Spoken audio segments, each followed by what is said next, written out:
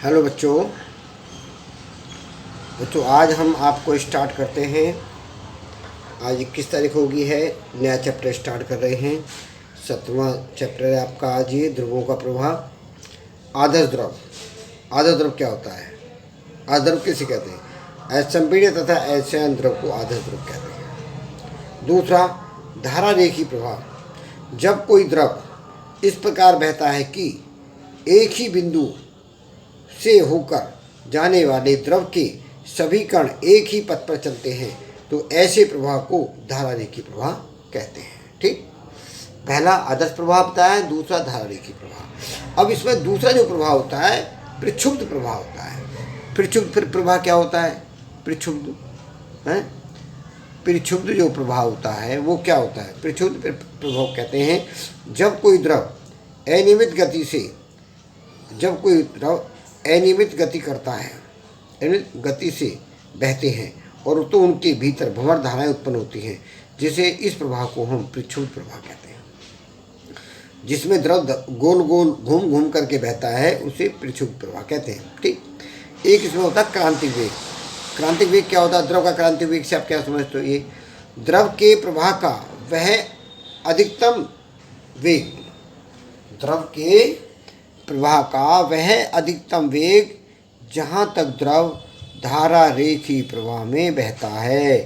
द्रव के ऐसे वेग को क्रांतिक वेग कहते हैं। क्या बताया? द्रव के प्रवाह का वह अधिकतम वेग, द्रव के प्रवाह का वह अधिकतम वेग है और लिखो, जहाँ तक द्रव धारा रेखी प्रवाह में बहता है, द्रव के ऐसे वेग को क्रांतिक वेग कहते हैं। ठीक, अब देखिए इसमें एक द्रव की संख्या होती है जिसे कहते हैं रोनेल्ट संख्या।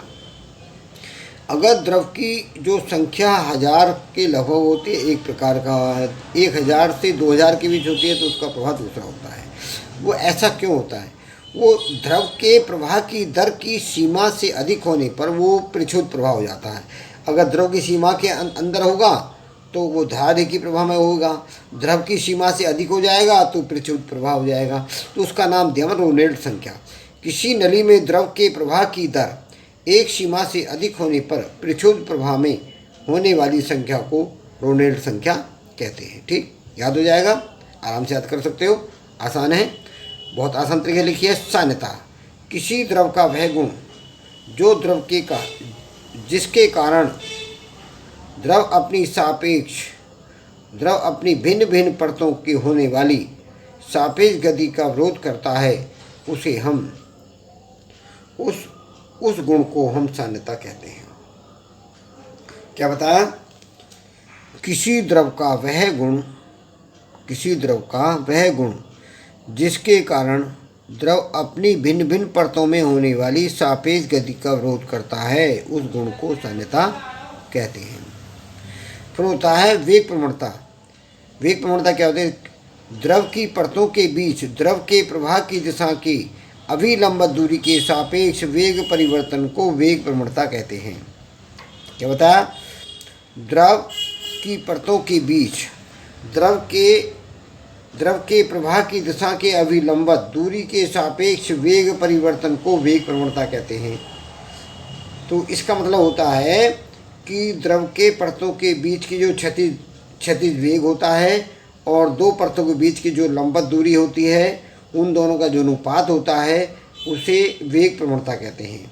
तो वेग प्रवणता को हम Vg से व्यक्त करते हैं, delta Vx upon delta Z है पर सेकेंड। इसके मात्र क्या होता है? पर सेकेंड। और सूत्र क्या होता है?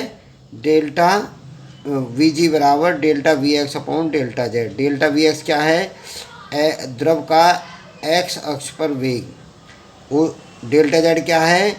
द्रव के परतों के बीच की लंबवत दूरी। ठीक, अब इसे आप अच्छी तरह तैयार कर लेंगे और इसके बाद आगे आपका स्टार्ट होगा। आज इतना ही काफ़ी है, क्योंकि इसे आप अच्छी तरह तैयार करना है और फिर आगे बढ़ना है।